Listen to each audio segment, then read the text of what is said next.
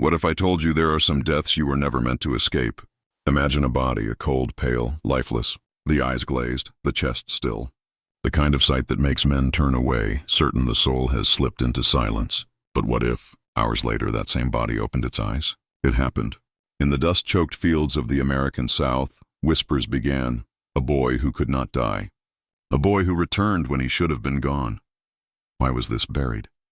Why were witnesses sworn into silence? And why, more than a century later, does his name still linger in hushed conversations, as if speaking it aloud might summon something back? Tonight we open the forgotten record of 1862 Alabama, where one child's impossible survival blurred the line between miracle, curse, and the unspeakable truth no one dared to write down. In 1862, Alabama was a place of deep fracture, not only in the land itself, but in the souls of the people who walked upon it. The Civil War had carved scars into every field and every household, and though battles raged elsewhere, the state carried its own weight of violence, hunger, and dread. War does not merely arrive at the edge of a battlefield. It seeps into kitchens, barns, schools, and churches. Families who once lived by the cycle of planting and harvest now lived by rumors of troop movements and by the dread of what tomorrow's news might carry. Alabama was a land of cotton, but the fields that once promised prosperity now whispered of loss. The year was a furnace of fear. The South was choking under the strain of blockades, the Union's naval grip tightening around its rivers and ports. Food became scarce, salt was worth more than gold, and shoes were patched until the soles gave way to bare earth. Disease, always lurking in the heat of the South, grew more vicious under such conditions. Typhoid, yellow fever, and dysentery claimed as many lives as the guns of soldiers. To walk through a town in Alabama in 1862 was to walk among shadows of grief. Mothers draped in black, children thin with hunger, men limping home from the front with bodies shattered beyond recognition. But beyond the practical suffering, there was a spiritual heaviness, a fog of superstition that hung over the South in those years. Death was constant, yet every death carried with it a question of judgment, of meaning. People searched the scriptures, trying to reconcile the endless funerals with a merciful God. When the world breaks down, so too does the barrier between faith and fear. Whispers of curses, of divine punishment, of unholy bargains became as common as sermons. The Civil War was not only a clash of armies, it was, in the minds of many Southerners, a reckoning from above. It was within this crucible that the story of the boy emerged. A story that unsettled even the most hardened and superstitious of Alabama's people. But before his tale would spread, it is important to understand the landscape that birthed it. Life in Alabama was harsh long before the war. Plantation wealth was built on human bondage, and the moral rot of slavery had stained every institution. In 1862, the enslaved population vastly outnumbered whites in many counties, creating a society balanced on the knife's edge of fear. Owners worried constantly about uprisings, rumors of revolts flaring up like sparks in dry grass. Enslaved men and women carried their own stories, whispered at night, stories of spirits, ancestors, and survival that often frightened those who overheard them. Against such a backdrop, the arrival of a boy who could not die was not merely strange. It was dangerous. Children in this era were fragile things, expected to fade early. Medical knowledge was primitive, and the specter of death visited households with cruel regularity. To lose a child was nearly as common as to bear one, and the small graves that dotted churchyards were stark reminders of this reality. When a child survived against all odds, when he resisted the illnesses that claimed his siblings or neighbors, people took notice. Survival itself could seem suspicious. It was as if fate had overlooked its duty, and in a society steeped in both scripture and superstition, such an oversight was rarely welcomed. The war deepened the mystery of survival. Soldiers wrote home about comrades who should have perished but clung stubbornly to life, and about others who seemed strong but vanished in a day. Survival was a lottery, one that no skill or wealth could guarantee. In such an atmosphere, when news spread of a boy who had not only resisted death but returned from it, whispers thickened into fear. Alabama was not ready to believe in miracles. It was ready to believe in curses. The air itself in 1862 carried weight. Heat pressed down upon the land, heavy with humidity, making every breath a labor. The rivers that cut through the countryside swelled with disease. Their waters carried sickness into every bucket drawn from them. Insects bit relentlessly, and even the most ordinary fever could spiral into delirium. Yet in this world, one boy seemed to stand apart. Not because he was strong, but because he did not fall when others did, or rather, he fell and then rose again. His story would not have found such fertile soil in any other time. In an era of stability, he might have been a curiosity. In this year, in this place, he was an omen. The people of Alabama clung desperately to order, but order was unraveling. The government demanded loyalty, armies demanded sons, and the land demanded food that it no longer produced. Mothers watched their children grow thinner each season, their skin pale and their eyes sunken. Fathers carried rifles instead of plows, or they returned home broken, haunted, their hands trembling too much to work. Even those who were untouched by war could feel its breath at their necks. Fear seeped into every crack of daily life. This was a world where the extraordinary did not inspire wonder but dread. The appearance of anything unnatural was read as a warning, a sign that God or the devil was drawing near. It was into this haunted atmosphere that the legend of the boy entered, whispered at first, then told in darker tones as the war dragged on. For in Alabama in 1862, people did not ask if such things were possible. They asked instead what such things meant. That year became a stage for countless tragedies, but within its shadows grew stories that history would later attempt to silence. Soldiers spoke of visions on battlefields, of angels or demons walking among the dead. Townsfolk told of strange sounds in graveyards, of figures moving where no living soul should be.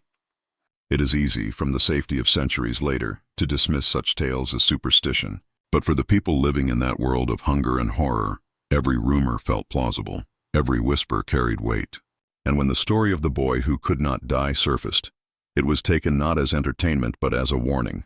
Alabama in 1862 was not merely a setting, but a crucible.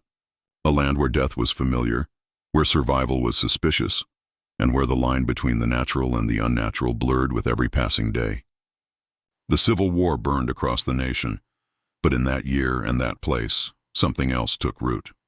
Something unrecorded, something whispered, something that would haunt those who remembered it long after the guns had fallen silent. The boy himself was an enigma from the beginning, though at first he appeared no different from any other child of Alabama's backcountry. He was born in obscurity, in a household that struggled like most others, caught between the pull of war, the scarcity of food, and the grip of illness. His parents were not wealthy, nor were they prominent. They were simply another family trying to endure the year's brutality. Records rarely named children from such families unless tragedy struck. Yet this boy's existence seeped into the oral memory of neighbors and strangers alike, because he began to draw attention in the one way a child was not meant to. He survived when he should not have. Descriptions of him vary. Some claimed he had an ordinary face, nothing to mark him as unusual. Others swore his eyes carried a strange intensity, pale and unblinking, as though he saw something that others could not. There were those who whispered that he rarely cried, even as an infant, a stillness in him that made the hair on the back of the neck stand up. Whether any of this was true is almost impossible to confirm. What can be traced is the way people spoke of him, the tone in their recollections. He unsettled them, not by what he did, but by what happened around him. Children in those years were fragile, but this boy seemed more fragile than most. He was sickly, prone to fevers, and yet each time he fell, he returned. His body bore the marks of suffering, sunken cheeks, thin limbs, the pallor of a child who should not last another winter. And yet, when death pressed its hand against him, he did not yield. Neighbors recalled moments when his mother, exhausted, had begun to prepare for mourning, only to be startled by his sudden return to strength. They spoke of nights where the boy's breathing had grown so faint that the family believed him gone, and of mornings where he sat upright, staring with eyes that seemed too old for his years. It was not simply the survival itself that unnerved people, it was the manner of it. Most who returned from the edge of death spoke of pain, of recovery, of a gradual climb back to life. But the boy seemed to snap between states, as though something invisible determined he would not cross the threshold. His illnesses were abrupt, his recoveries more abrupt still. One neighbor would later say, "It was like watching a candle gutter out, only for the flame to spring up again when all was dark." To live in a world of constant funerals and to witness such a reversal was more than unusual. It was unnatural. As his story grew, so too did the strangeness surrounding him. Animals were said to react poorly in his presence. Dogs growling low in their throats, horses shying away as if they smelled something foreign on him. One tale told of a rooster that crowed madly the day he was thought dead, then fell silent the moment he opened his eyes again. In a time when every sign was read as a message, these occurrences only deepened the suspicion that clung to him. Children are often spared the weight of rumors, but not this one. His peers avoided him, fearing what he represented. Parents forbade their children from playing near his home, whispering warnings about curses carried by those who walked twice into life. Some adults crossed themselves when they saw him pass, muttering prayers under their breath. He became a living omen, a reminder of the invisible hand that tugged at every household. For in 1862, when death hovered over every family, the thought of someone escaping its grip was both a comfort and a terror. Comfort, because perhaps miracles were possible. Terror, because miracles often demanded a price. What is striking about the boy's story is not merely his defiance of death, but how quickly his presence became unbearable to those around him. Communities in that era depended on conformity, on shared faith and common fears. Anything that threatened the fragile order was cast out, and what could be more threatening than a child who returned from death? If God had chosen him, then why had he not spared others? If the devil had marked him, then why was he allowed to walk among the living? Each possibility left only discomfort. The boy, by simply surviving, forced questions no one wanted to ask. There were attempts, it seems, to place meaning upon him. A preacher once declared from the pulpit that his life was proof of divine will, that he was meant as a sign.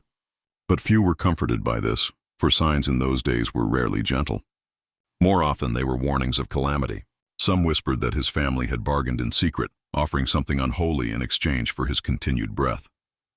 Others claimed he bore the blood of ancestors who had trafficked in forbidden knowledge. Such explanations had no proof, but proof was never required when fear was the guiding hand. What is most telling is how his story seemed to vanish from formal records.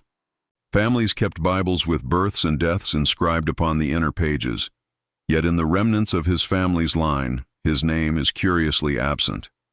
In county documents he appears once, and then not again. It was as though the officials themselves were unwilling to acknowledge him. Silence became the only shield, the only way to contain what could not be explained. Yet silence never kills memory. It only drives it underground, where it festers and twists. And so his story persisted, carried in whispers, in half-remembered tales of the boy who would not stay buried. When people recalled him in later years, it was rarely with tenderness. There was no mention of laughter, of ordinary childhood joy. Instead, they spoke of his quietness, his strange stillness, his uncanny eyes. He was less a child in their memories than a figure set apart, defined entirely by his defiance of natural law. The image that survived was not of a boy at play, but of a boy lying still, pale as death, and then rising again. It was this image that haunted those who knew him, that made his existence feel less like life and more like a question that refused to be answered. The boy was not extraordinary in strength, nor in wit, nor in appearance. He was extraordinary in absence, in his refusal to leave when death came for him, in his intrusion upon the natural rhythm of loss that the South had come to accept as inevitable. In a land ravaged by war and decay, he was not a comfort but a disruption, a wound that would not close. For every time he lived again, he reminded the people around him of the fragility of their own faith, of the possibility that death itself could be mocked. And in a year when so much was being lost, that was a thought too heavy to bear. The first of his impossible survivals came during a season when sickness spread like wildfire through Alabama, claiming lives faster than graves could be dug. In the summer of 1862, fever was an expected visitor in every household. It began with a chill, then a burning heat that left children delirious, their small bodies trembling under thin quilts while their mothers whispered prayers that often went unanswered. The boy's family was no exception. When the fever took hold of him, it came hard and fast. His skin burned, his lips cracked, and his breathing grew ragged. Neighbors had seen this before, and they knew what was coming. At first, there was hope. Every family clung to the chance that their child might be spared, that this time the outcome would be different. His mother kept vigil, cooling his forehead with damp cloths, spooning water into his mouth even when he could no longer swallow. But as the days stretched on, his strength drained away. His eyes grew distant, glassy, as though he was already looking into some place beyond. The doctor, weary from tending to too many hopeless cases, came with his black bag and left again with little more than a shake of his head. He told the family to prepare themselves, for the child would not last the night.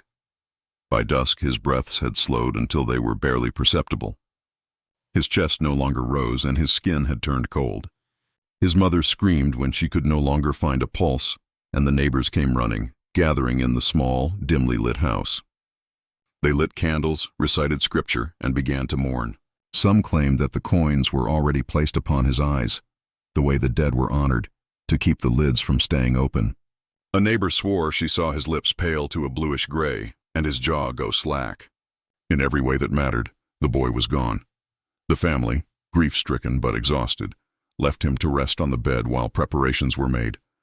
The grave would be dug in the morning, as the night was too dark and the soil too hard to cut by lamplight. The women of the town began to gather cloth for his burial shroud. In that era, death was not an interruption but a constant rhythm, and even in sorrow, there was ritual.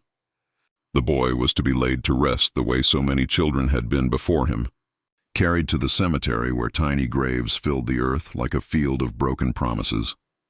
But then something happened that none of them could have expected.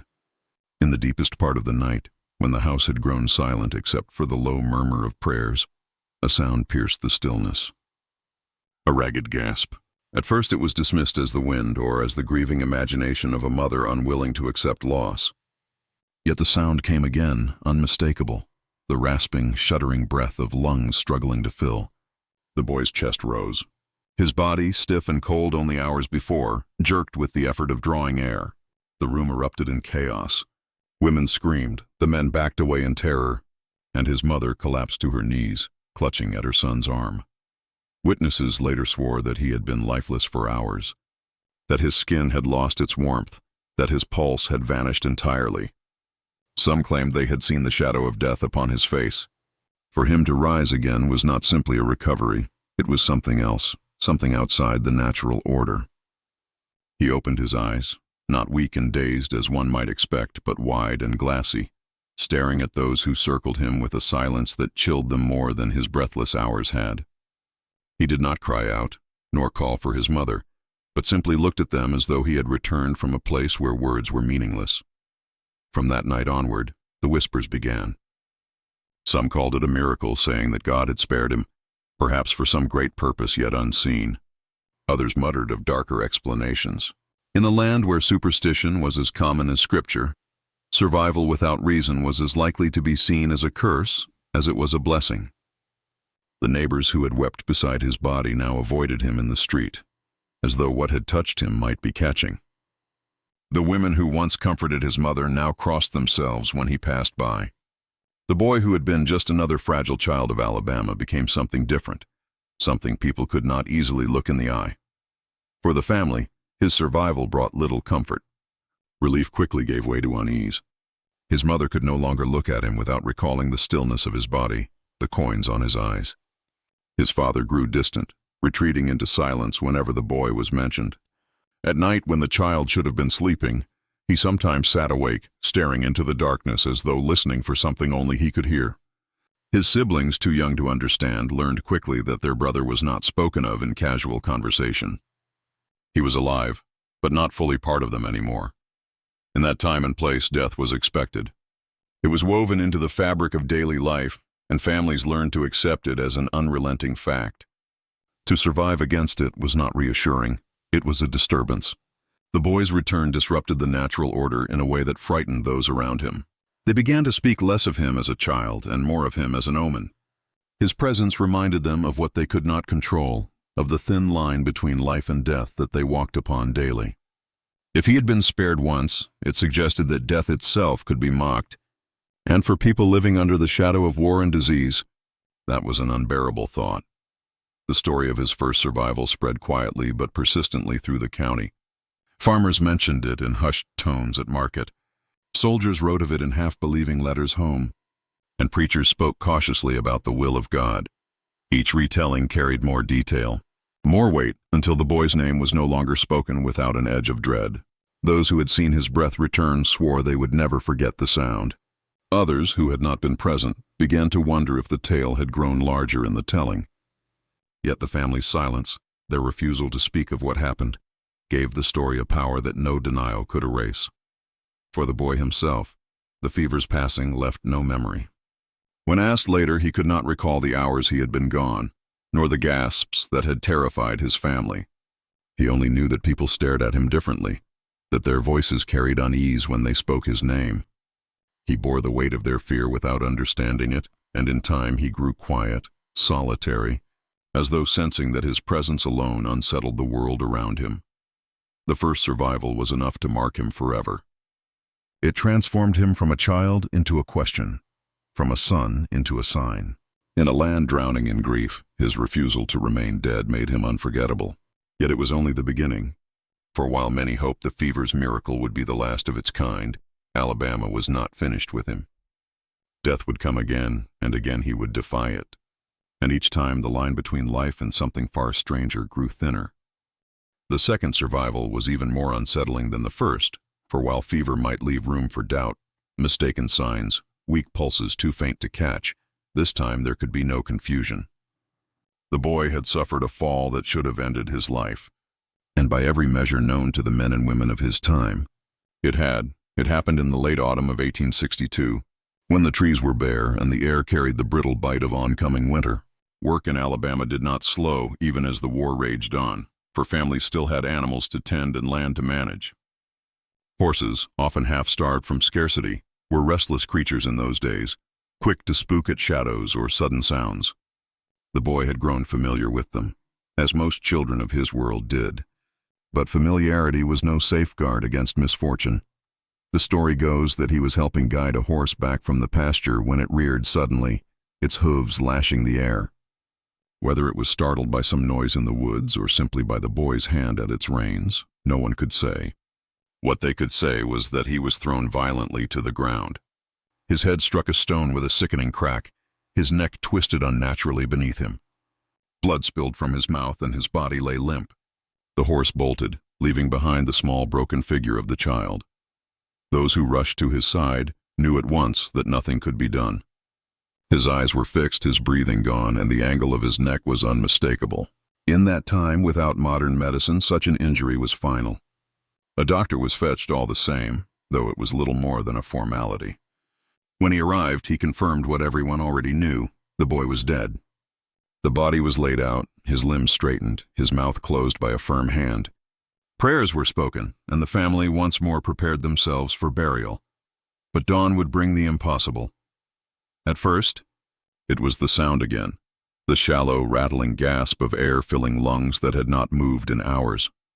Then came the twitching of fingers, the faint shudder of a body that should have been still forever. By the time the morning light broke across the horizon, the boy had sat upright, his face pale, his eyes distant, but undeniably alive. The wound at the back of his head had dried to a crust of blood, his neck no longer twisted but straight. His voice, when he finally used it, was hoarse but steady. The people who witnessed it were left shaken to their core. Illness could be explained away, but broken bones and stiffened limbs could not. A man who had carried the boy's body swore he had felt it lifeless, heavy with the unmistakable weight of death. A woman who had washed the blood from his mouth said his lips had already cooled. The doctor himself, though silent in public, confessed to a neighbor that there had been no error. He had seen death in the boy, and yet the boy lived. From that moment, whispers grew darker. If the first survival had been unsettling, this second one tipped the balance toward fear. People began to speak of him not as a child, but as something else, something caught between life and death. The superstitious saw signs of unholy interference. Some muttered that he was a vessel, carrying within him forces not meant for the world of men. Others wondered if he was cursed, bound to return again and again until some hidden debt was paid. Even his family recoiled. His father, already distant, refused to enter the same room with him for weeks. His mother, though protective, could not shake the image of his lifeless body laid out before her. She fed him, clothed him, but in her eyes lingered a fear she could not conceal. His siblings whispered at night, too afraid to sleep near him. He was no longer simply their brother. He was a reminder of something unnatural, a figure who unsettled even those who loved him most. The town itself changed in its treatment of him. Where once there had been cautious avoidance, now there was open suspicion. Children threw stones and ran, shouting that he was a ghost. Adults crossed the street when he approached. One preacher, more bold than the rest, thundered from his pulpit that the boy was an affront to God's order, that his survival mocked the finality of the grave. Others, less certain, simply counseled their congregations to stay away, to let him fade into silence. But he did not fade. His very presence was enough to keep the unease alive. He walked among them with a quietness that made his steps heavy, as though the earth itself bore the weight of his defiance. He did not speak much after the fall. Some claimed he had forgotten how, though he answered questions when pressed. His voice was soft, flat, emptied of the childish tones it once carried. More than one neighbor remarked that he seemed older somehow, his eyes too steady, too knowing. The fear of him grew not only from what he had survived, but from what people thought survival might mean. If he had been spared once, it could have been called chance or providence. Twice suggested design, intention. The hand of something unseen was guiding him, and in a land where every shadow was already filled with superstition, that was more than the community could bear.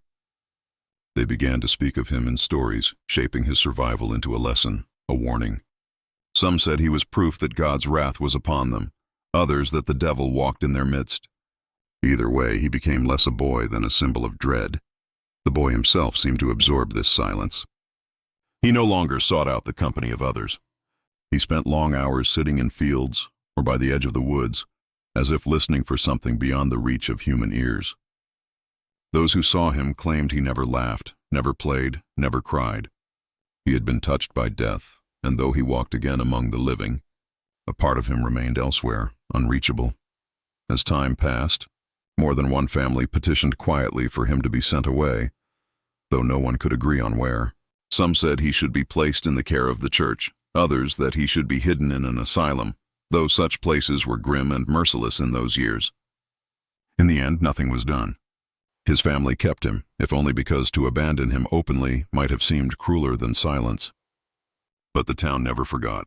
They carried his image like a wound, a story retold with unease each time a child grew sick or a soldier fell in battle. The second survival did not bring awe, it brought dread. And dread has a way of spreading, of infecting every conversation, every glance, until the boy himself was no longer simply alive, but a constant reminder of the fragility of the world they thought they knew. Twice he had been claimed by death, and twice he had returned. What no one could answer was how many more times it might happen, and what it would mean when death finally refused to let go. If the second return from death left the community shaken, the third broke something deeper. For this time it was not an illness or a fall, but an accident so final that even the most hardened skeptics swore the matter was closed. The boy, by then no longer a child but not yet a man, had been seen near the river that cut through the Alabama countryside. Rivers in that era were both lifeblood and danger, sources of water, trade and travel, yet also unpredictable, swollen by storms and treacherous currents that could drag a man down in seconds. On that day, swollen from days of autumn rain, the river ran high. Its surface deceptively calm, while beneath it churned a chaos of undertow and jagged stones. The boy had gone to fetch water, or so some said, though others whispered he went there often, drawn to it as though it called to him. Witnesses claimed they saw him slip, his body plunging into the current, arms thrashing briefly before he was pulled under. There was shouting, men rushing to the bank, women screaming his name. But the water swallowed him, and for long minutes there was nothing. No hand breaking the surface. No cry for help. When they dragged him out downstream, his body was limp, his face blue, his chest unmoving. Water spilled from his mouth as they laid him on the bank, pounding his back, shaking him, crying in vain. In those days, there were no trained methods of revival, no practiced attempts at resuscitation, only desperate gestures born of panic. After nearly an hour, they gave up. His body was carried back, laid upon the same boards where he had been stretched twice before. The neighbors gathered, as they always did, whispering that this time it was over. This time there would be no rising. His mother collapsed. His father stood grim and silent. and the preacher was sent for to recite the necessary prayers. Yet by nightfall, the impossible began again. A sound first, an awful gurgle. Half cough, half groan, as water forced itself from his lungs. His chest convulsed, his body heaved, and with a violent shudder he drew in a ragged breath. The watchers, at first frozen in disbelief, fell into a panic, some fleeing the room outright. His mother screamed, though whether from joy or terror none could say. His eyes opened slowly, glassy and vacant at first, before focusing with a dreadful steadiness. He coughed until his throat bled, then sat upright, staring at the room with an expression that was no longer childlike, no longer entirely human. This third rising was different. Where the first two could be explained away as mistakes, an illness misread, a neck injury misunderstood, drowning left little doubt. He had lain without breath for hours, skin cold and stiffening, eyes clouded. Even the doctor, who had come only to confirm the obvious, staggered backward at the sight of him sitting upright, alive. He refused to return to that house thereafter, muttering to anyone who would listen that something unnatural held dominion over the boy. The town could not contain its fear. Word spread beyond their borders, traveling down roads and across tavern tables. Strangers came to see him, some with morbid curiosity, others with trembling reverence. Stories grew with each telling. He had been dead 3 days. He had walked from the river himself. He had spoken words no one could understand when he returned. None of it mattered. What mattered was the fact that he was still alive, still walking the earth despite having crossed the boundary 3 times. His family bore the worst of it. His father no longer looked at him with silence but with open disgust, as though ashamed to claim him. His mother, torn between maternal duty and superstitious terror, treated him with a distance that was worse than cruelty. The neighbors shunned them outright, refusing to trade, refusing even to step foot on their land. Children were forbidden to go near him, warned that to touch him was to invite death itself. He was spoken of in hushed tones, as one speaks of an omen or a plague. The boy himself changed too, in ways that unsettled even those who pitied him.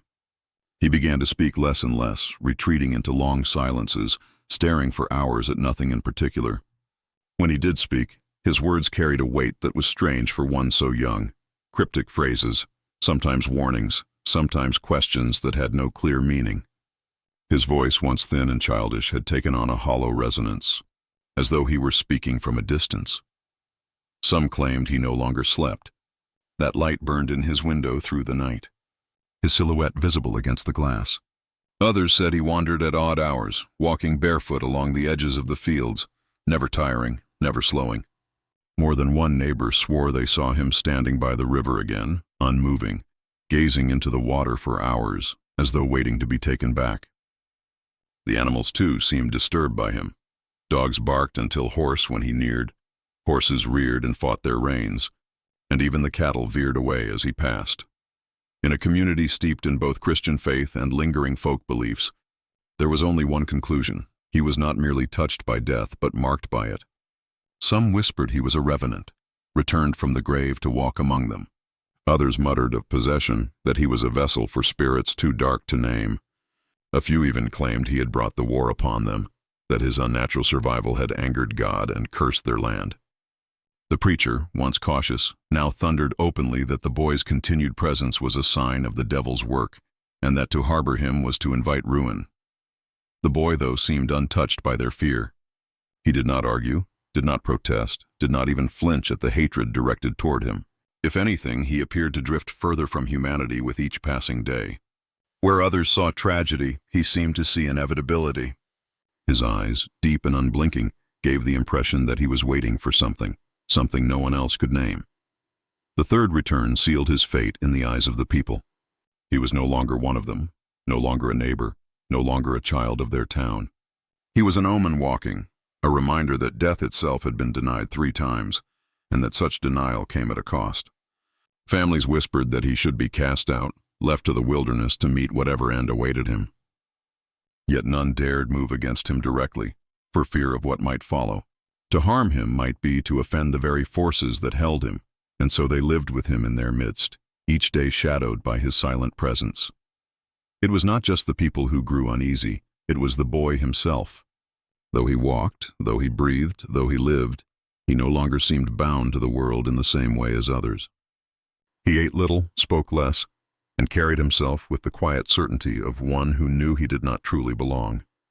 His survival had begun to feel less like a gift and more like a sentence, a chain binding him between two worlds, never fully alive, never fully gone, and so the town waited, with dread thick in the air. They knew, as surely as they knew the sun would rise, that death would come for him again.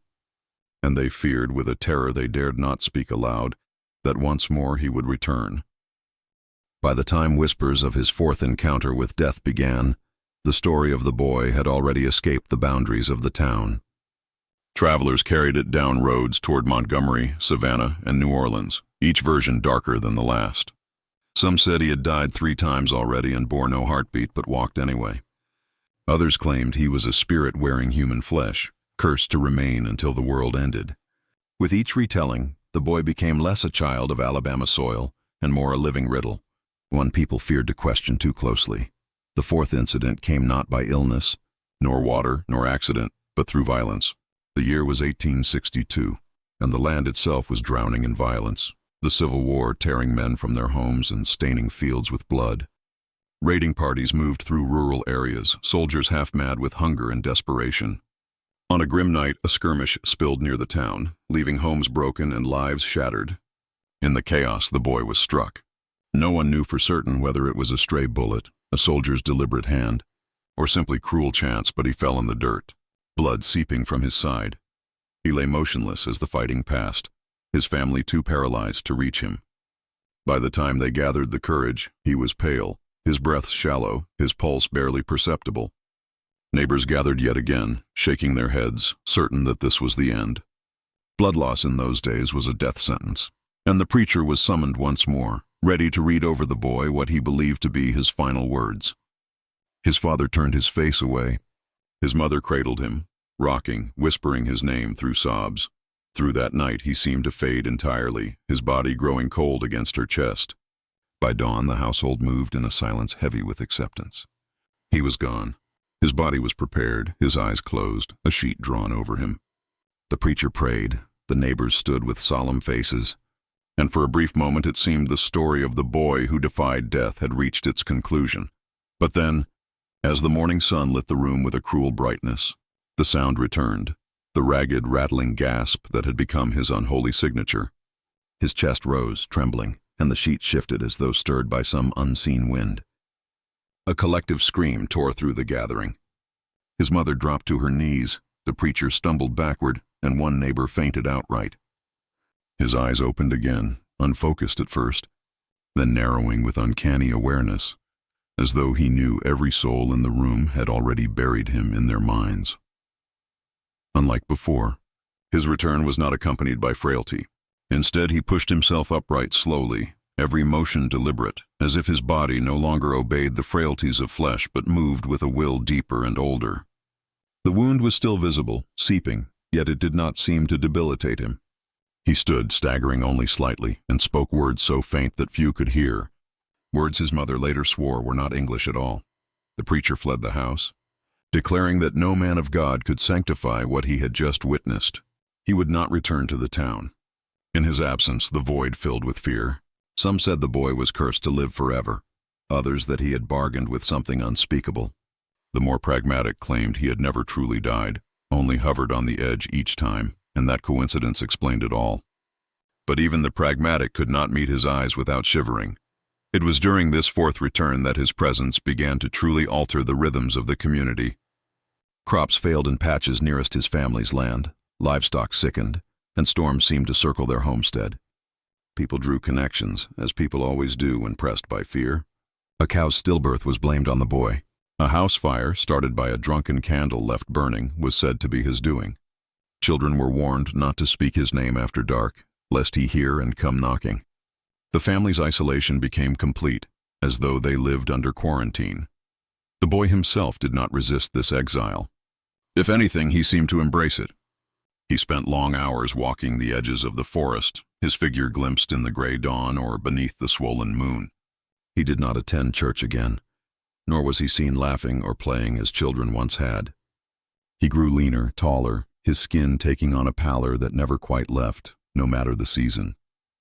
Those few who dared to speak to him reported that his gaze felt heavy, suffocating, as though he carried not just his own thoughts but the weight of something vast behind his eyes. And there were the dreams. His mother confessed to a neighbor, before cutting ties altogether, that he woke screaming some nights, his voice not his own, but deeper, raw, reverberating through the thin walls. She swore that he sometimes spoke of things he could not know, battles that had not yet been fought, deaths that had not yet occurred, names of men who would never return from the war. Some of those prophecies came true, others were too vague to be measured. But the effect was the same. The boy was no longer a boy. He was an oracle of dread. By now, whispers of what should be done with him grew louder. Some urged that he be left in the forest, abandoned to the elements, for if death could not claim him, perhaps the wilderness would. Others suggested harsher measures, though none dared articulate them fully. Yet superstition cut both ways. To harm him might mean inviting the wrath of whatever force held him. To keep him was to live under its shadow. The town remained paralyzed, caught between fear of action and fear of inaction. The war raged on around them. But for those who lived in that Alabama town, the greater battle was whether the boy belonged to the world of the living or to something altogether different. Each breath he drew was a reminder of the unnatural. Each step he took was a defiance of nature itself. The fourth return solidified the belief that he was no longer simply surviving accidents and ailments.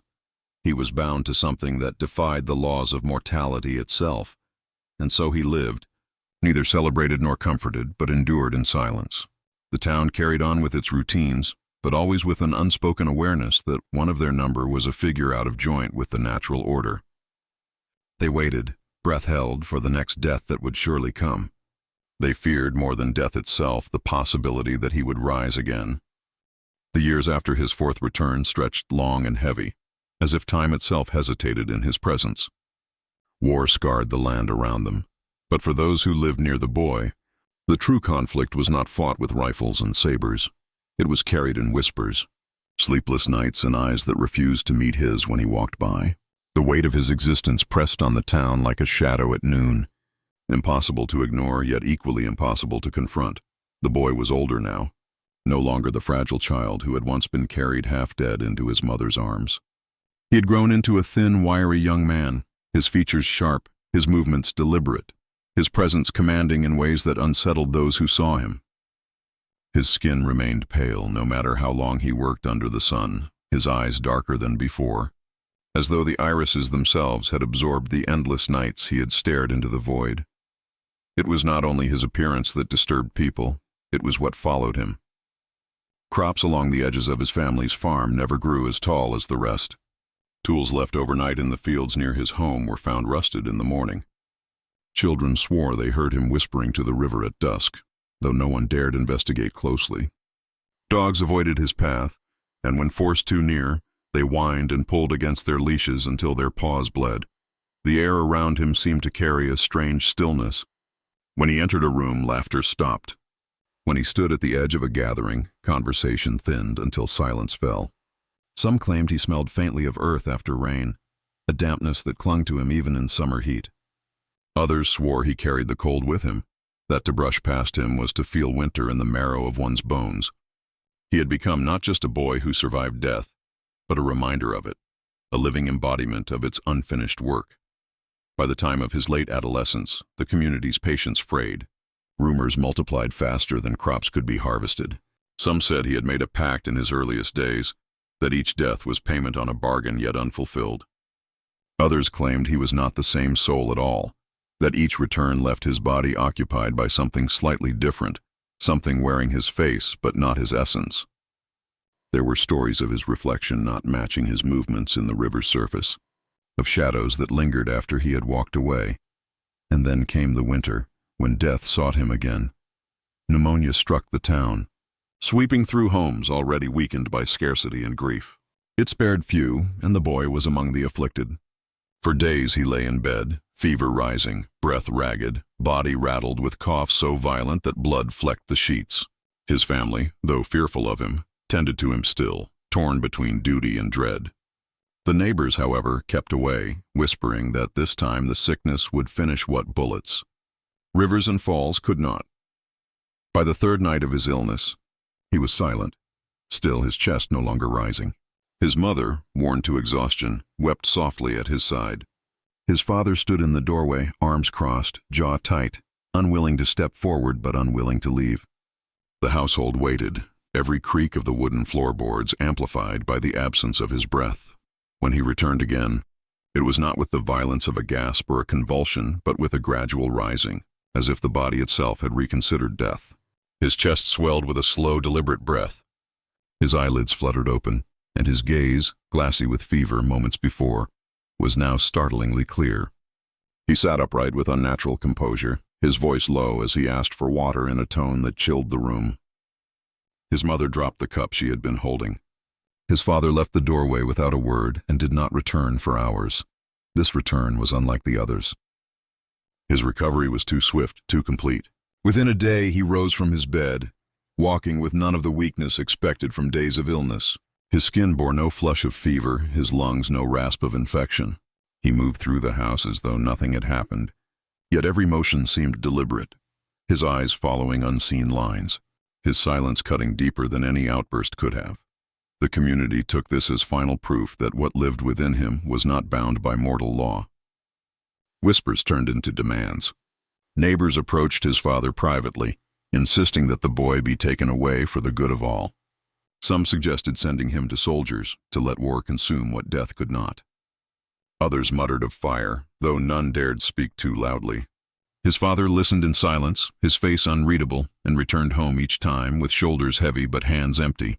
The boy, however, seemed to anticipate every conversation, every plan. He began speaking of things no one had told him, snippets of private arguments, secrets whispered between families, fears that had never left the lips of those who held them. His words sowed unease, not in the way gossip did, but in the way prophecy does. It was as though he had stepped beyond listening into knowing, carrying knowledge that weighed on him yet did not belong to him. Some said he began to change in appearance too, subtly but unmistakably. His features sharpened, his shadow stretched unnaturally in the firelight. His eyes reflected the moon with a brightness that unsettled even the boldest. His voice carried differently, no longer the halting tones of a young man, but resonant, commanding, like something speaking through him rather than from him. He did not seek out others, yet he did not avoid them either. When he passed through town, people crossed themselves, looked away, or stepped aside. He seemed indifferent to both rejection and fear, moving with the calm inevitability of a figure who had already accepted his place outside their world. The weight of his existence pressed upon the town until it became unbearable. Families moved away. The church stood emptier each Sunday, as though its walls could not withstand the presence of a boy who had cheated death 5 times. The preacher who replaced the one who had fled refused to look him in the eye, speaking only of fire and judgment, his sermons trembling as he tried to name what none dared. Still the boy endured. Each return had stripped him of something, childhood laughter, ordinary frailty, even human warmth. In their place grew something neither alive nor dead, something that watched and waited, patient as stone. The question lingered over the town like a storm that would not break. How many times could one person cross into death and come back? And at what cost to the world around him? The boy himself never asked. He lived, he breathed, he walked among them. Yet every eye that fell upon him carried the same unspoken terror, that the next time death came it would not be the boy who returned, but something else entirely. If you've made it this far, you already know this isn't just another story from the past. It's a haunting reminder of how fragile the line between life and death truly is. Stories like this aren't meant to comfort you. They're meant to unsettle you, to make you question what you thought you knew about history, about faith, and about human survival. And if one boy could defy death again and again, what else lies hidden in the shadows of history, buried, silenced, and waiting to be uncovered? This channel is dedicated to unearthing those secrets, the forgotten murders, the mysteries swept under the rug, the dark corners of our past that were never meant to see the light of day.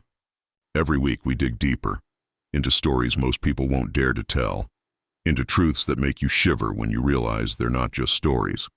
They happened, So if you're ready to keep walking with us into the forbidden, if you want more tales of survival against the impossible, of secrets whispered in the dark, then now is the time to join us. Subscribe to this channel and turn on the bell, because the next story may be the one that keeps you awake at night.